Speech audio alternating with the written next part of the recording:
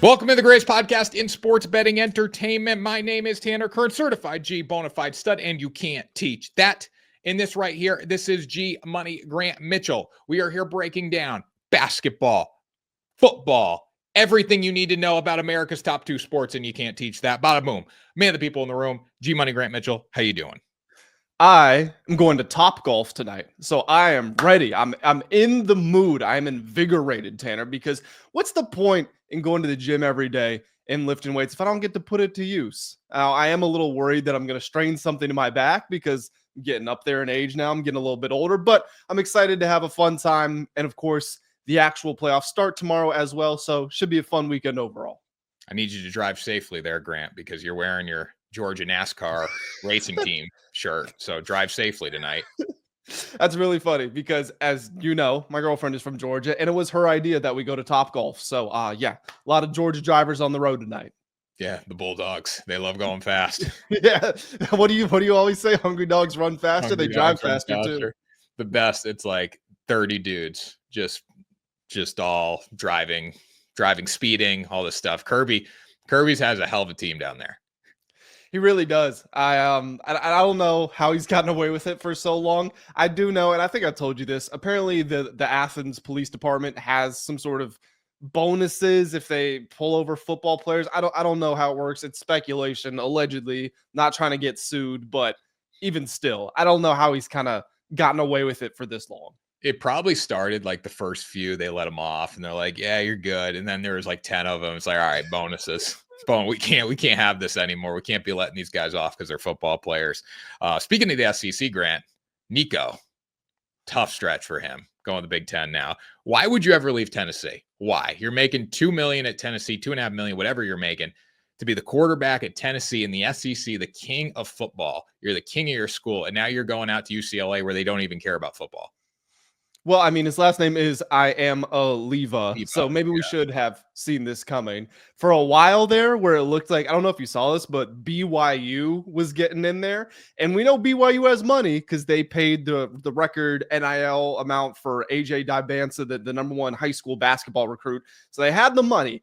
And can you just track Nico going from California to Tennessee to BYU? That would have been a pretty wild path to follow. It's good for him that he's back home in UCLA. But yeah, the big thing is he was trying to negotiate. He was holding out for more money from Tennessee, entered the portal thinking that he was going to get $4 million when he's already making $2.5 million, and how he's making less than that to play for a worse football program. So, I don't know what your final takeaway is, your conclusion on all of it.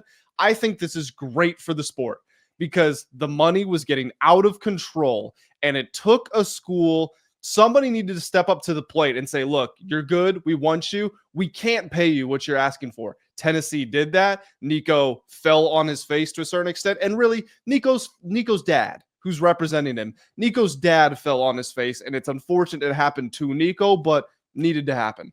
Good for Josh Heupel. Like, this was exactly what we need to do. We need to take the power back from the kids. And I forgot who said, I was listening to like TikToks online the other day, and somebody came out and said NIL should be about having the kids feel taken care of. They should have enough money to live, have a car, be able to go get food, take their girlfriend out, but it shouldn't be life-changing money. It shouldn't be something where they lose that hunger to go to the league and take it to the next level. And you can make the case, well, they're making a ton of money for the school, but at the same time, the kids are in too much of a position of power right now. It needs to be taken back. And that's exactly what Tennessee did. Josh Heupel was probably like, this kid sucks. Did you hear the story about Dan Lanning and all of this? Dan called Heupel. He was like saying Nico was getting shopped to him. Yeah, exactly. While Nico was still at Tennessee, and obviously, I'm explaining for the viewers, while Nico was still at Tennessee, someone in his representation, again, his dad is his agent, so probably his dad, called Oregon and said, hey, you interested in Nico? Dan Lanning hops on the phone, calls Josh Heupel, says, hey, do you know what your quarterback is out there doing? And once again, like that's snitch behavior, if we want to call Dan Lanning a snitch, whatever, but I love it. I love that they are not allowing the players to just run wild with this. And I'm all for paying players. I think player empowerment is great, but the fact that we don't have a salary cap or any sort of guidelines, the institutions needed to fight back a little bit. And I'm glad they did it. He is from Long Beach, California. That would be the only reason that he should be happy going to UCLA, because Tennessee, SEC, big time. I'd rather be there playing on the SEC on ESPN and ABC rather than playing on the Big Ten right now, because UCLA is going to be the mopping ground of the Big Ten.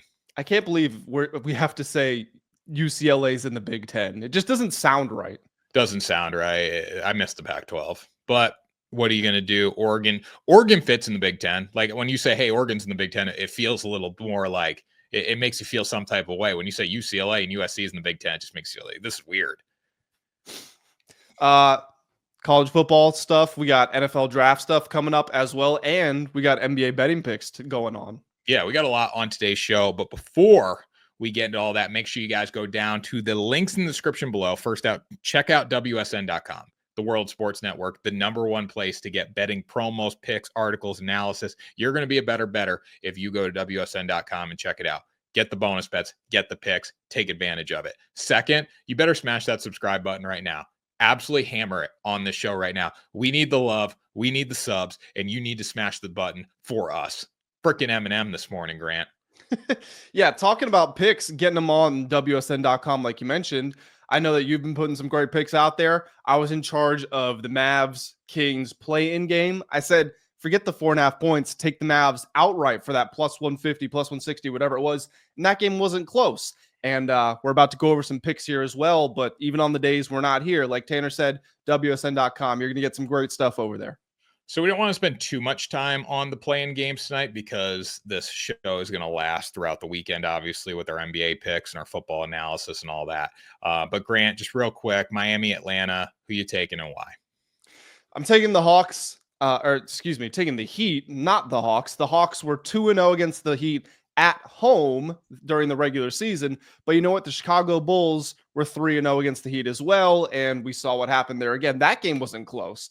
I turned it off after a little bit. They were up by like 25, 30 points at one point in the game. Just was not competitive. If you look at the final month of the regular season, Miami finally figured out their defense. They were top 6 in points and assists allowed per game. They have so much size and so much length in that front court with Bam, Wiggins, Kel'el Ware. They can just do a lot on the interior to take away what other teams want to do. Now, Atlanta is more of a perimeter team, but they're also atrocious at defending the three-point line. And if you're going to let Miami make their threes with the size that they have and knowing the pedigree that Eric Spoelstra has in the postseason, it's just not going to work out well for you. Trae Young, his efficiency also just drops off a cliff when he gets to the playoffs. He shot, I think he only made 1 3 in his last game, shot less than 40% from the field. And the fact he was ejected from a play-in game and then goes on a rant about his team, the refs, all that stuff makes me feel like he is not there. He's not fully engaged. So I'll take the team that's coming off of a win. Trae Young's ready for Cancun. He's like, screw the play-in. I don't want to be here. Him getting ejected and just showing his emotions was probably the biggest reason I would take the Miami Heat tonight. I just don't think that team's very connected right now. Miami put belt to ass in their last game. The Dallas Mavericks really put belt to ass in their last game. So I will be taking the Mavericks as well, riding with Grant for the Heat there. I'll take the Mavs +6 tonight, though, against the Grizzlies. I just think, like we were talking about before, Anthony Davis is good enough to take over games. This Mavs team still has a pulse, even though they have been beaten into the ground because of decisions from their ownership. And I think they're going to be just fine here. They cover the 6. I don't know if they win outright, but this game has all the makings of a close one. I'll take the Mavs outright. I posted that on WSN.com, sent it in right before we started recording. Yeah, I got the Mavs outright. Dallas isn't a great team overall if you look at their metrics, but one half of the season was with Luka. Then Luka was injured for a month and a half. Then they traded him and their entire team got injured. So it's not really fair to look at their metrics. You got to just actually analyze what could happen. And what could happen is what did happen when they played the Kings. Just like I was saying with Miami, when you've got a front court with Gafford, Lively, Anthony Davis, PJ Washington, Najee Marshall is your shooting guard. There's just so much size there that you're going to have to live on the perimeter. And with Ja Morant coming off of that ankle injury, he's still a game time decision. We don't even know that he's playing. I think he'll give it a go. But if you watched when he returned to that game against the Warriors, he was all right on offense. He could not play defense. They switched everything involving him. He never defended a ball handler. Go watch back the game. He never defended a ball handler because he couldn't. His ankle wasn't working. So I think he's going to be diminished. Zach Edey was a great rebounder, but terrible everywhere else. And he's not going to be a great rebounder in this game because of the size Dallas has. Again, you're taking a team that has good vibes and just won versus a team that has bad vibes and just lost. And Anthony Davis is not the player Luka Doncic is, but Anthony Davis is a top 10 player in the world. He's the best player in this game, and I think he will go out and prove that. Yeah, Anthony Davis, 2 games against Memphis this year, 55% from the field, 15 rebounds, 30.5 points per game. So look for him to have a big one, and look for the Mavs to hopefully move on, as Grant's saying, but that 6.5 is pretty juicy right now. Anthony Davis, real quick, also from his time with the Lakers, beat the Grizzlies in a playoff series and beat the Grizzlies in a play-in. Very familiar with them, very comfortable with them. There you go. So we got our regular first-round matchups coming up. We're going to break down game 1 of each series. Starts with the Bucks and Pacers, Saturday, 1 o'clock. Indiana -5.5, total set at 225. Big news with Dame potentially coming back. What do you think of Milwaukee's outlook with that news, Grant? Well, their odds did not change once there was the announcement made. And it sounds a little weird to say that because Dame is an impactful player, but let's break it down. So he's not playing in game 1, probably won't play in game 2. If we're going to say he's back for game 3 after he's missed a month, 2 months, however long it's been, and I'm going to assume has not been working out that intensely because he just can't. He's on blood thinners. So game 3 is probably going to be rusty. Let's say game 4 gets a little bit better. We're not looking at like a 80, 90% Dame until game 5. And the Pacers are favored to win this series. Now, odds makers, if you break down the odds, do expect it to be a 7-game series. But if we get to game 5 and it's 3-1 Pacers, it's kind of a lost cause at that point. Now, I did say before or on our last show that my best bet for the series was Bucks plus 1.5 games. So I had it going at least 7 if the Bucks don't win. I'm going to stick by that because Giannis has been out of this world. In April, he's averaging 32, 12, and 12. He has been outstanding, and he gives the Pacers more problems than any player in the entire world. With all of that being said, the Pacers had the 4th best record in the NBA in 2025. It's wild. Go look at it. They were 34-14, and they're at home court. They've beaten the Bucks. Tyrese Halliburton has been cooking. I'm going to take the Pacers, getting a fairly comfortable win here. I'll say about 8-9 points or so. So I think they cover the spread in game 1. Bucks are 3-1 against them in the regular season series, Grant. So something to look at there. No Dame definitely makes a difference. Obviously, Giannis should be locked in for this game. I'm going to take the Bucks here, plus the points. I think they come out strong. I think they keep their regular season momentum against Indiana. Pacers have been really good at home, 29-11. Bucks have been okay on the road so far, but I just think the Bucks 5.5 is too juicy when you know how Giannis can be in the postseason.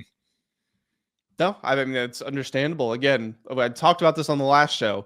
If you drafted players the Pacers don't want to see, Giannis is number 1 on the list. Jokic might be playing better. Luka might have his moments where he's better than Giannis, but Giannis gives them more problems than anyone. Definitely. This series I'm really excited about. Clippers versus Nuggets, 3:30 tip, ESPN on Saturday. 2.5 points favorite the Denver Nuggets here. Now, Denver, I believe, is still an underdog to win this series outright, which is kind of crazy. I think they were open -135. It was bet down. They were plus 100 at least a couple days ago. They Clippers still are. Okay, so they're America's sweetheart right now, the Los Angeles Clippers. You look at Denver, just beaten into the ground, no coach. Injuries have beaten them up. They didn't play well towards the end of the season, but you still have Nikola Jokic. You still have a Clippers team with Kawhi who can pop off at any time. James Harden, we were talking about it. Maybe not that Mr. Consistent in the postseason. He needs to be in the series to win it. I don't think he's going to be, and that's why I'm going to lead towards Denver in game 1. I'm also going to take them for the series as a dog. How do you see this one playing out? I see this one playing out the same way you do. We talked about it, that we are both going to be essentially buying the dip. You don't need tariffs to take the dip with the Nuggets because you're seeing this odds swing. And when you have the best player in the world in Nikola Jokic, and everybody's talking about the Nuggets roster like it's trash. 4 of their 5 starters won the NBA Finals 2 years ago. They were up by 20 points in Game 7 of the conference semis. They choked against the Timberwolves, sure, but still a very reputable team. The only missing starter is KCP, who's replaced by Christian Braun, and Christian Braun is going to be a top 3 finisher for most improved player. Now, their bench is atrocious. Firing the coach at the end of the season basically disqualifies you from winning a championship. But can you win one round when you have home court advantage and when you get a week off to rest? Because I think that more than anything, it's give them time with that new coach. They can be able to gel a little bit more and finish the season on a 3-game winning streak. I'm with you. I still like the Nuggets to win this series. And if I'm going to believe that, then I've got to believe they're going to win Game 1 on their home court. Yeah. And David Adelman, right? Yes. That's their coach. He was very like, hey, let's let the boys play a little bit. That could be something that gets them going. Like, just go out there and play. Nikola, run the floor, do your thing. And that could be the reason they ultimately win this series, because they're having fun. They're just playing loose. But we talked about in the last show, I don't know what we're going to get out of James Harden. I don't know if we're going to get complete games from Kawhi and James Harden in this series. And if we don't, it's Denver's to win, and I don't think it's going to go 7 games. Yeah, the 2 players to watch for me, well, assuming Kawhi stays healthy, because we're always watching that, but James Harden on one side, Russell Westbrook on the other side, because one of the reasons supposedly that Mike Malone was fired was there was a rift over Russell Westbrook. Mike Malone wanted to play Westbrook. The GM, Calvin Booth, preferred he played Jalen Pickett and some more young guys.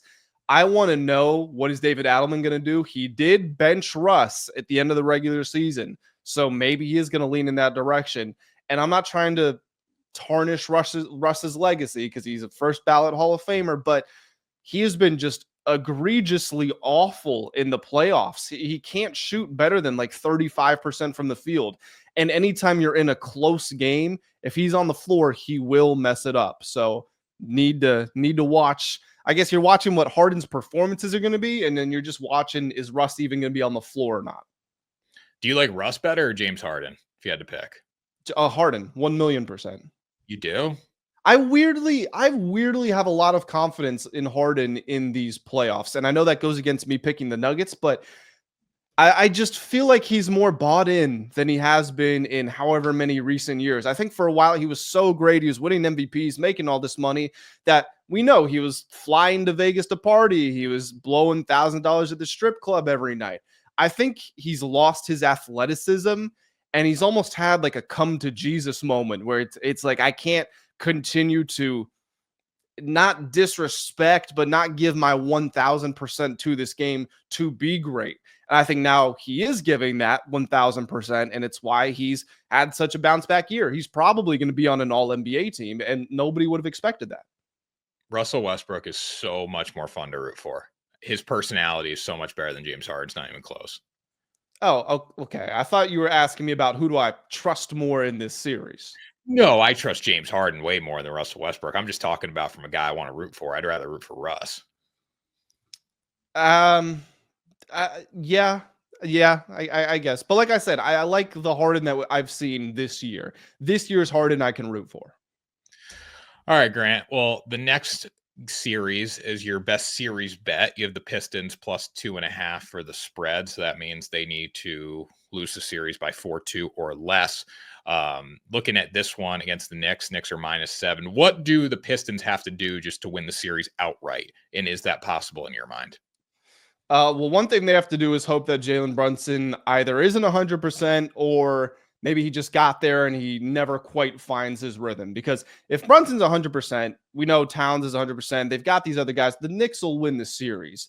There needs to be a combination of one of their best players being diminished, and then you're going to need Cade Cunningham to live up to the hype that he has built during the season and the early years of his career, but nobody paid a lot of attention because the Pistons weren't winning games. I was talking with one of my buddies recently, and I said, you know, the advantage of Cade playing on these atrocious teams for so long is that he was used to having terrible spacing around him because nobody could shoot the ball, and he was used to having to create for everybody. in less than ideal circumstances. Now, it's a little different because his team's better, the players are better, all that stuff, but you're going to a playoff environment where there's going to be more physical play, the stakes are going to be higher, and in a weird way, he's kind of been playing with that already because his team's been so far behind from a talent perspective that now that you get to the playoffs, it's all these adverse circumstances. It's like, well, Cade's been playing in adverse circumstances since the first day he stepped onto an NBA floor. Like if you were drafted by right now, if you were drafted by, Peyton Pritchard is not used to playing in adverse circumstances. If you took him and shipped him to the Charlotte Hornets, it would just be a complete change for him.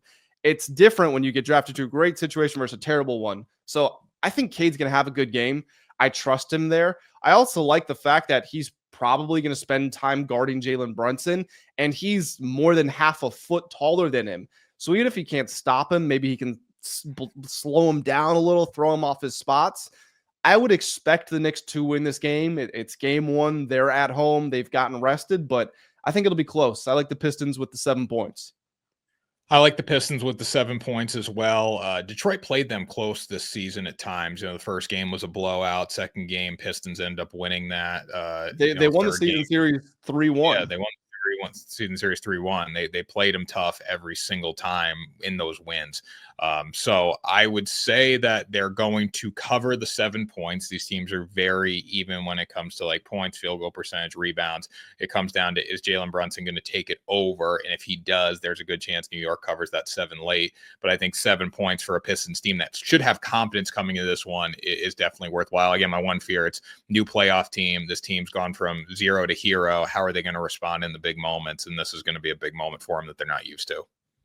Yeah, that's the thing. It's hard for a team. The Pistons won 14 games last year. So it's hard to see them winning the series. But again, going back to my series bet, it's not hard to see them winning 2 games here, considering how they played the Knicks during the regular season and just how they play. It's physical, it's defensive.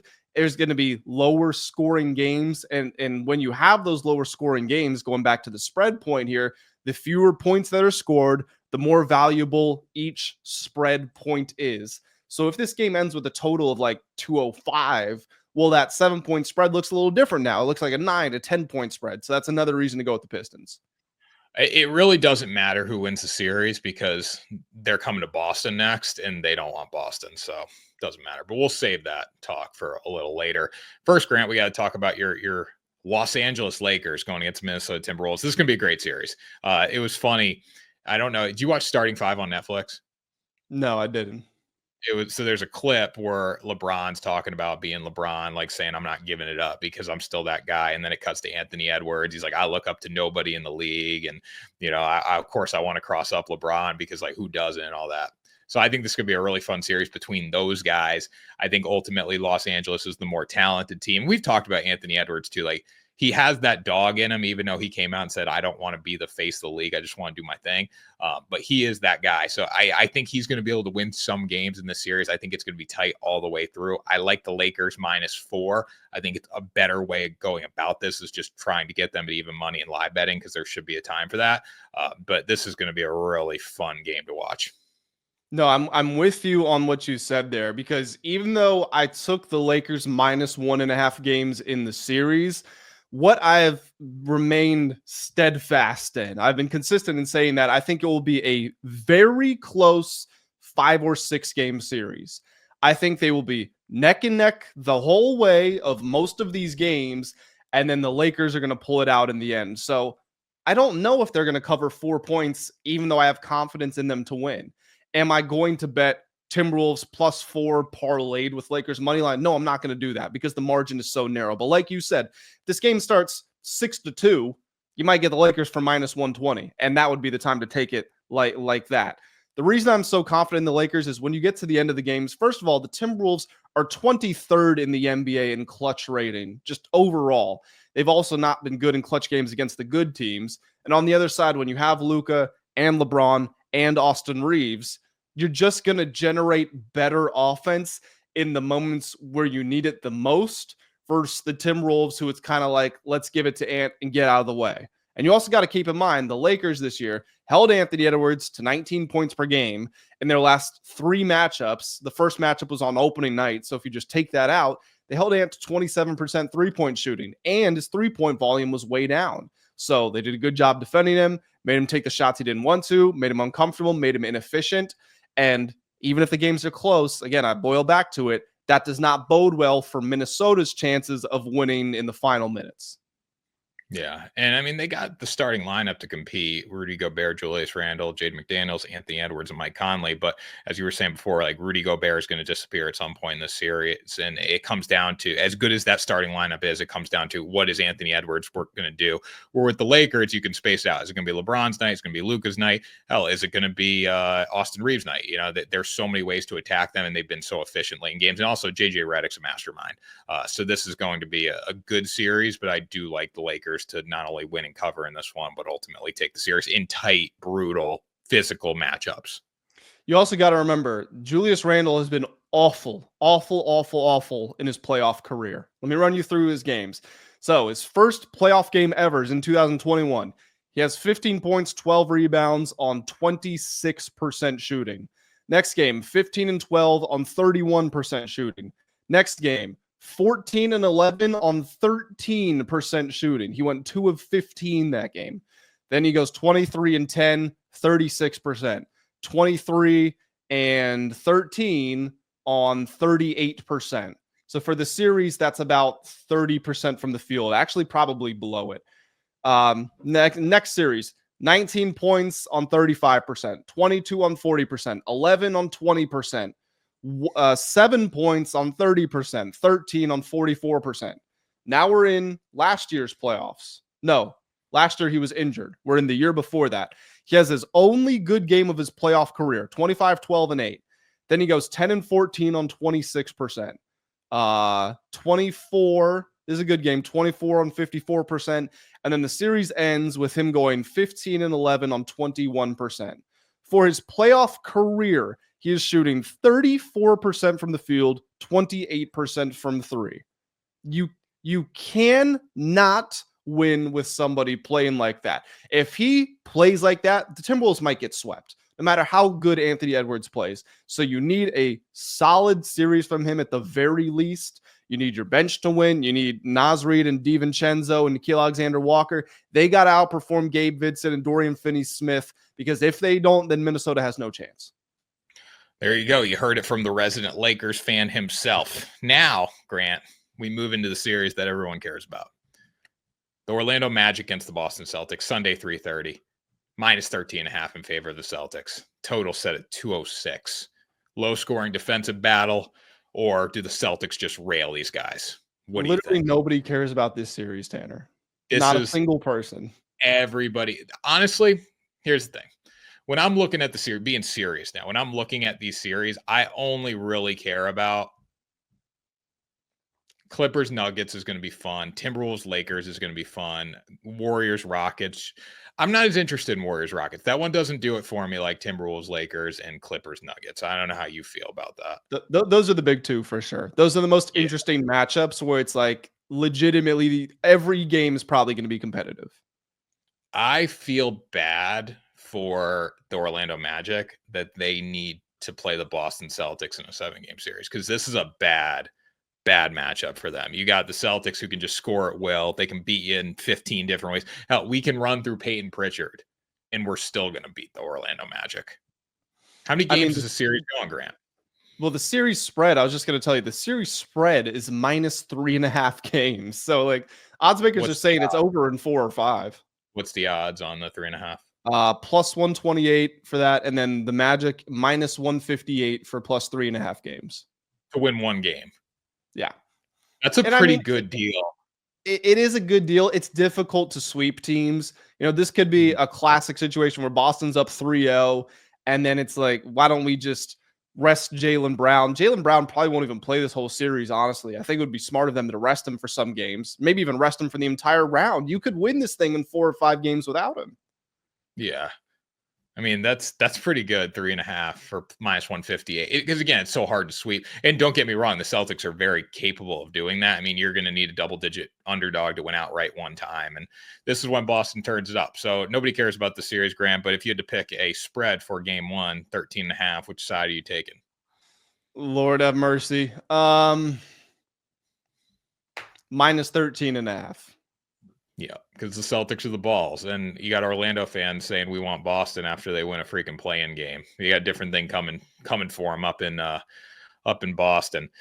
Warriors Rockets, Grant. This is one that's exciting, I guess, because you have the Warriors as favorites in this series against the Rockets team that's getting no respect, and they're the second seed, but nobody thinks they can beat the Warriors. I think Houston's going to come out and play very hard in this series. I think Houston is going to win Game 1. I ultimately think they can win the series if a few things go their way. How do you see this one playing out? I find it so interesting that the Warriors are minus 166 series favorites. They do not have home court advantage, and they're underdogs in Game 1. I don't see how that works out. So the odds makers are saying they're going to lose Game 1, probably Game 2, and then win 4 of 5. I don't get the logic there. I think it just comes down to experience. Like, no matter how you break it down, like they may not be as good of a team at times, especially on the road here as being a dog. I mean, it's only a point. But when it comes down to it, if you're a bookmaker, you don't want to give Steph Curry and, the Jimmy Butler in this experience as an underdog. You just can't do it mathematically because people are going to take that side of the line. And more times than not, I believe Steph Curry is going to figure it out in a close game, where Houston can't say the same about them right now at this point. So, check this out. So, according to I got a couple of places pulled up. So, according to FanDuel, 41% of spread bets, 63% of spread money on the Rockets. So, FanDuel's got sharp money on the Rockets. According to DraftKings, let's see here, 71% of bets, 91% of money on the Rockets. And then let me see if I can get Circa. What do we have for Circa? Okay, really not much data there. But those two big sports books both have sharp money going to the Rockets. And you're taking the Rockets. I'm taking the Rockets too. The Warriors, it's great that they were able to get to this point.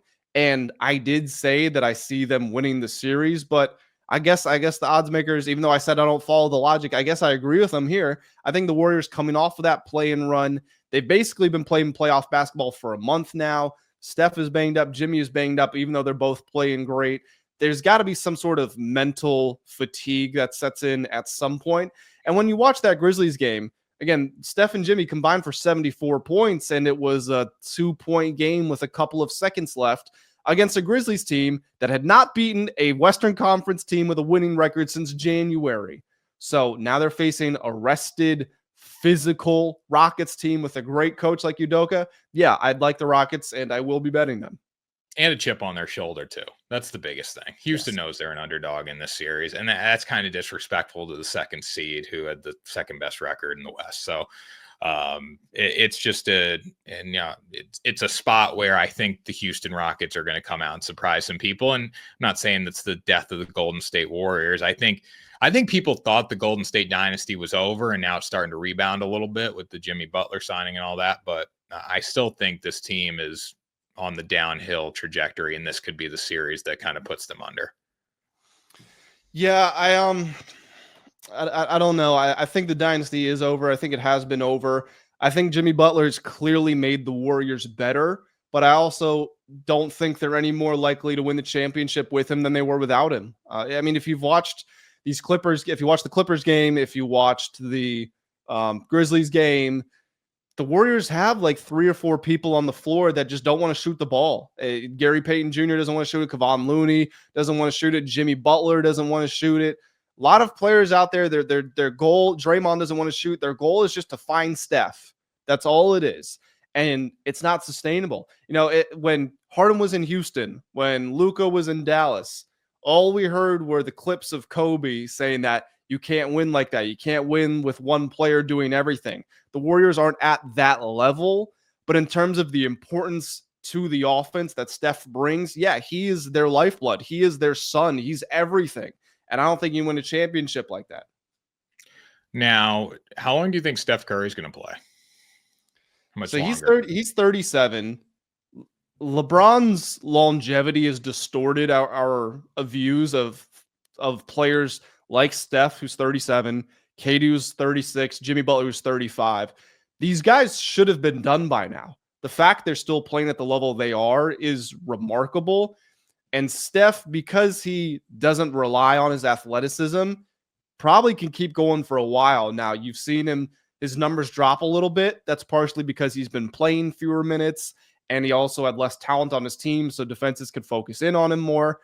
His cardio is great. And honestly, his cardio and his ball handling skills are the number one and number two reason that he's able to be so good. So he can probably continue to be at an all NBA level player for at least another 3 years, I would think.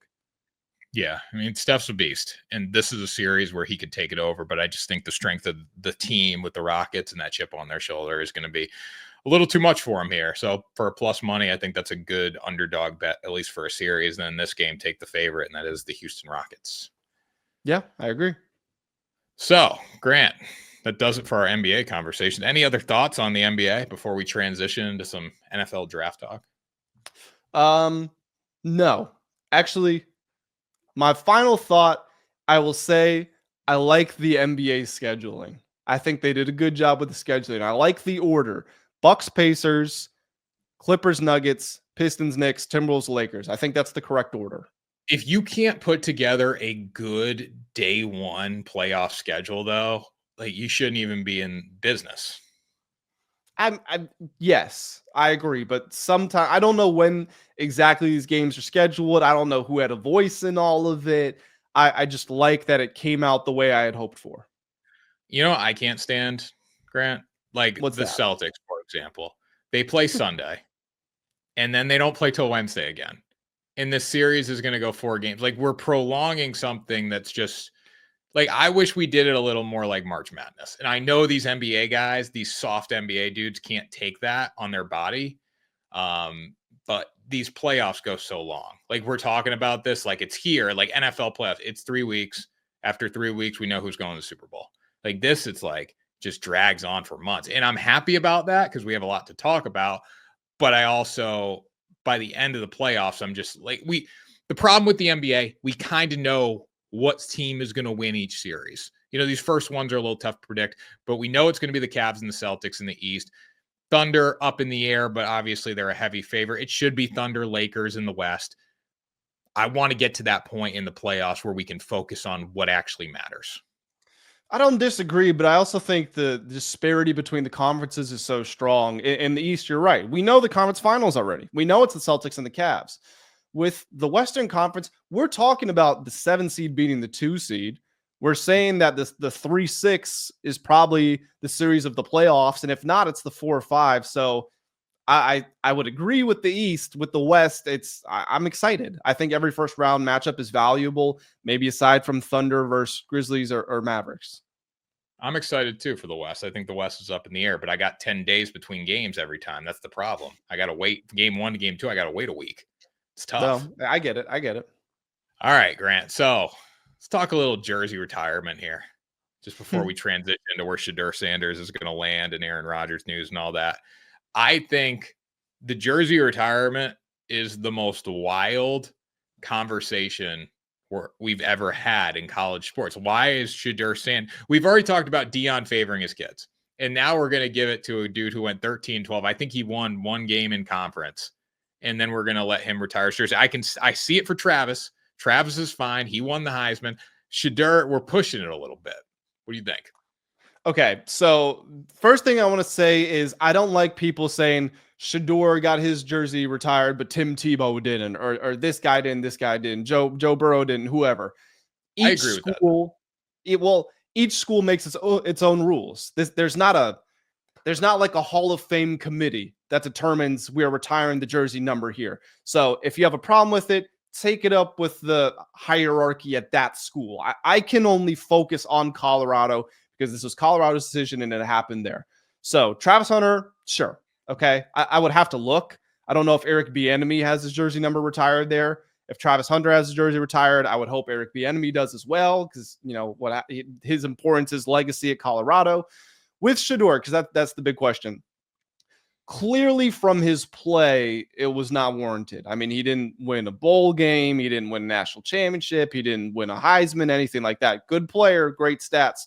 The reason that they would retire it, to me, it has to be a projection of what's going to come. Because if we are 10 years down the line from now and Colorado is where an Alabama is right now, or maybe not quite at that level, but they're where like a Clemson is, they're where a Notre Dame, a Penn State is, then you would be able to look back in time and say, Shedeur and Travis coming here changed this university forever. Applications spiked, the money that was coming in went up, the marketability and all that went up. But if it's just a situation where Shedeur's gone, Travis is gone, and Colorado goes back to being a 3-9 football team, then it looks ridiculous. So to me, it's almost a bet on the future versus actually rewarding someone for what they did. Great. They haven't even been gone for a semester. This is a travesty. But the thing is, though, you don't really want to wait to retire Travis's number. And if you're going to do that, then you have to do Shedeur's, I guess. I don't think you have to do Shedeur's. Travis won the Heisman. He played both ways. He did something we haven't seen. I meant if you're retiring Travis's now, you have to retire Shedeur's now. Like Shedeur, but Dion comes out this week and says, we're talking about Shedeur. We ain't talking about nobody else. If his last name wasn't Sanders, we wouldn't have this discussion. But if his last name wasn't Sanders, I don't think we're retiring his jersey number. Like that's where it gets really cloudy here. It's the ultimate sign of like favoritism towards your son. And I don't think it's necessarily warranted, especially this early. I don't know if I would retire Travis's this early. Like that's also kind of mind blowing to me that, I mean, he won the Heisman, yes, but like they haven't been gone a semester. And in the Tim Tebow argument and all that, that just shows me, like at Joe Burrow, LSU, Pat Mahomes, Tech, that just shows me those teams have some culture. Like those teams have something to stand on. Like we're not going to retire. I mean, Tebow has a statue or the plaque, but we're not going to retire that number because we have this history. We have this culture. Like we know what we do here, where Colorado really doesn't have a ton of culture, at least recently.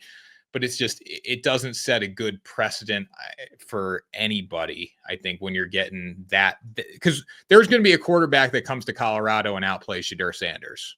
From a bowl game, from a winning perspective, there's going to be somebody who outplays him. I just don't know if we should have set the precedent of retiring his number because he's the coach's son. And it goes with Travis.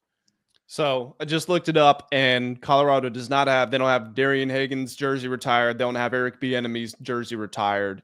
So I almost don't like retiring jerseys in college in general.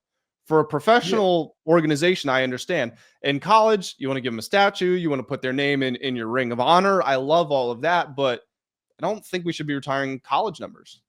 No, I mean, eventually you're going to run out of numbers. You got so many kids on the team. I would probably say, here's how I would do it. If you really don't want anyone wearing that number, I would do a ceremony for them. I would put their names up. I'd put Travis's name up more than Shedeur's. I would do that and then probably say, hey, nobody's going to wear these numbers for the next few seasons. Let's let their legacy live on a little bit. And then we can give it to a freshman in 3-4 years. And then after that, you know what, if Shedeur goes and lights it up in the NFL and Travis does too, like we'll retire their numbers. But right now, I think a semester later, when they haven't even been drafted yet, that's a little crazy because they got their ass kicked in the Alamo Bowl.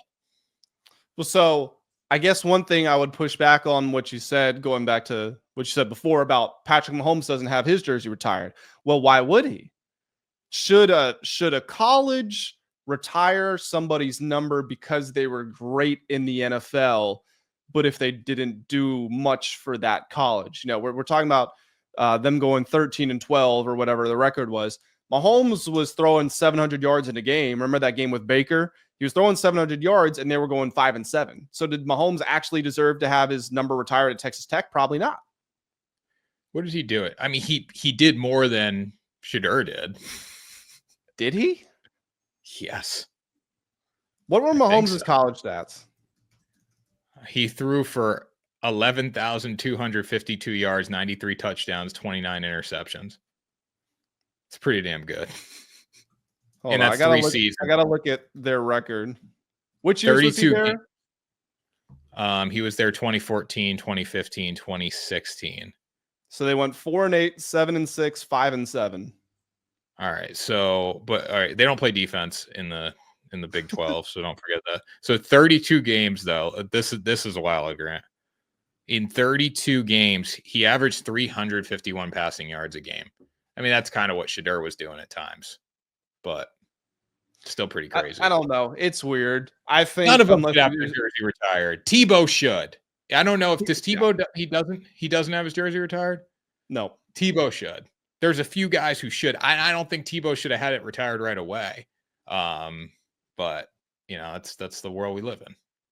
I think, like I said, if Colorado goes on to become a powerhouse school and we come back in 10 years, they've got a new stadium, they're a perennial top 10, top 5 team, maybe it becomes a more interesting conversation. Shedeur's having a good NFL career. It becomes more interesting there. Right now, it looks very out of place. Yep. So Grant, we can close with where we think Shedeur is going to land in the drafts, and that kind of goes hand in hand with Aaron Rodgers. People were saying, you know, Rodgers is going to end up with the Pittsburgh Steelers based on his appearance on McAfee yesterday. I don't know if that's going to be the case. It doesn't seem to me like he's going to play this season based on how the vibes were in that conversation. Honestly, if you want to play, you're already signed. You're already going in, and you're already in the locker room, and you're trying to make things work with your guys and all that. It doesn't seem like he's in that headspace, so I'm assuming the Steelers are going to need a quarterback. Do the Steelers trade up to get Shedeur to make sure he doesn't go to New Orleans? Does he go to New Orleans? What do you think? I think the fact that the Giants had that last private workout with Shedeur kind of reopens this question, because it wouldn't be the hardest thing in the world to release Tommy DeVito, to release Jameis Winston, and now you've got Russ. If we're looking at veteran quarterbacks that are with teams plus Aaron Rodgers, Russ is probably the best guy for Shedeur to sit behind. Like, Russ is, very biblical man. He's going to be very diplomatic. He's not going to cause a controversy. He was sitting behind Justin Fields for a little bit. It's a 1-year deal. It probably makes the most sense. And as we have said numerous times, Brian Daboll and Joe Sheen know they're getting fired if the Giants go 4-13 again this year. So it almost makes sense to play Russ for a year, get 7 wins, let Shedeur sit, and then hand it off to him. Now, at the same time, you got to wonder if Abdul Carter or Travis Hunter still on the board there at 3, can you really make the decision to pass up that generational type of talent? So it looked like the Giants were out of the question. They're suddenly back there. If he falls past 3, that's where I think it really opens up, because a lot of people are expecting the Saints to take him at 9.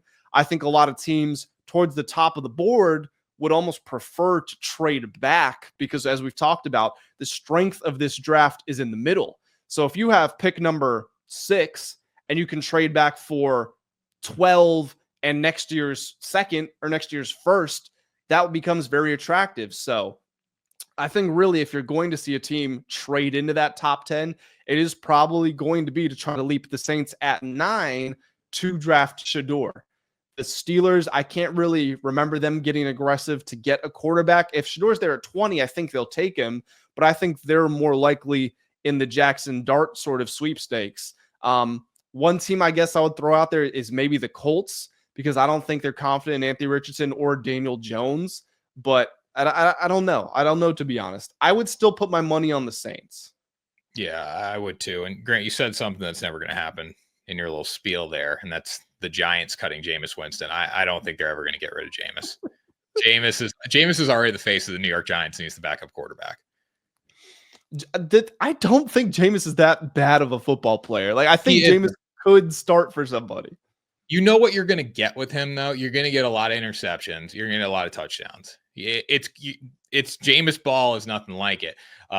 Crab leg ball. Crab leg ball is what Jameis plays, throwing all around throwing the pigskin around, stealing some crab legs. But Jameis is a guy who he's the face of the franchise. You can't cut him already. Did you know, and this is not about Shedeur, this is about Cam Ward, because Cam Ward, I don't know if you saw, he said he was going to win a Super Bowl, all this other stuff, blah, blah, blah, blah, blah. Did you know that only 3 of the last 35 number 1 picks have won a Super Bowl? No, I didn't know that. Their names were Manning, both Mannings, and then I wish I could remember who the third one is. I'm blanking for some reason. Oh, Stafford. Those are the 3. Cam Ward's got to shut his mouth on Fortnite. You don't think Calvin Ridley's the best receiver in the NFL? Well, no matter what, I don't care if you think Calvin Ridley is a dog. Like you're going to tell AJ Brown he's not that guy. Like he's a dog, but Calvin Ridley's more of a dog. Like I would take AJ Brown in a minute. Just shut your mouth. Like I get the interacting with people and the TikTok lives and the Fortnites and all that. Just shut your mouth until you get into a locker room and actually do something. Like I don't understand why. Because now, for some reason, whenever he's going to get sacked. And then the Philadelphia Eagles defensive line is going to say something to him about that Fortnite moment. And that's going to happen. Why? Did you see his list of the top receivers in the NFL? No, I didn't say. It was Calvin Ridley, number 1, Justin Jefferson, number 2, Jamar Chase, number 3, Treylon Burks, number 4. It's just like dumb stuff like that. And if you believe it, that's fine. And you're good saying it, but like do something in the league before and say it differently. Like, hey, Justin Jefferson's unbelievable. Jamar Chase, unbelievable. I'm a guy who really likes Treylon Burks. I think he's an underrated wide receiver. I think, who's the first one? Calvin Ridley. I think Calvin Ridley. He bet on it. Calvin Ridley bet on himself, right? Yeah. Yeah. Yeah, but he loved betting on himself. He's a dog too. Like he can really play. I thought he was going to be really successful last season. Obviously, didn't have top tier numbers, but I thought it was good. Like say something like that. Don't put a list together before you even step foot in an NFL locker room. Well, so then how do you feel about Ashton Jeanty? Because he wrote that letter and he said, I am Saquon Barkley. I'm coming here. You draft me. You're going to win games. You're going to win it all. We're going to have great seasons together. It's dumb too, but at least he's betting on himself. He's not comparing it to others in the sense of like, this guy's better than this guy. Like he's saying like, I'm going to change the franchise. Like, dude, there's a better chance that you're out of the league in 3 years than you change your franchise. Let's be honest. I like your confidence, but I saw you against Penn State and you ran really hard, but you got shut down. So his come on, his offensive line, they couldn't block. No, definitely. Can the Cowboys offensive line block? I don't know. Not now. Not right now. I don't think the gap will be as wide as Boise State versus Penn State. No, but the level of competition is as wide. Like or not as wide. The level of competition is raised up massively in the NFL. Like I like his letter. I like the letter he wrote. I think that was cold-blooded. It's also to a point where I'm just like, just keep it in your pants, man. Keep it in your pants. Like you can display that confidence in a meeting.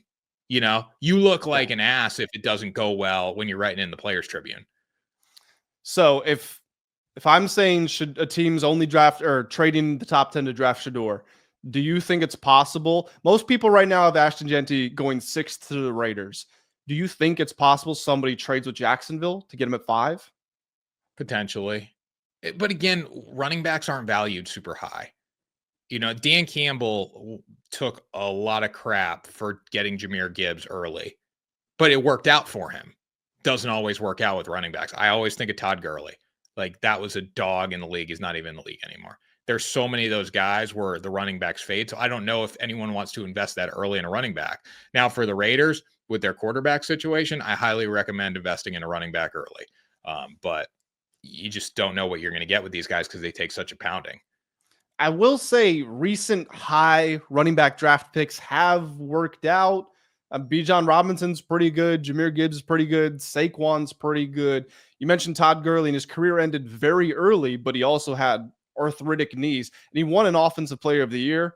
Zeke was the best running back in the league for a couple of years. It does still work out to a certain extent. The lifespan's just not super long. Yeah, agreed.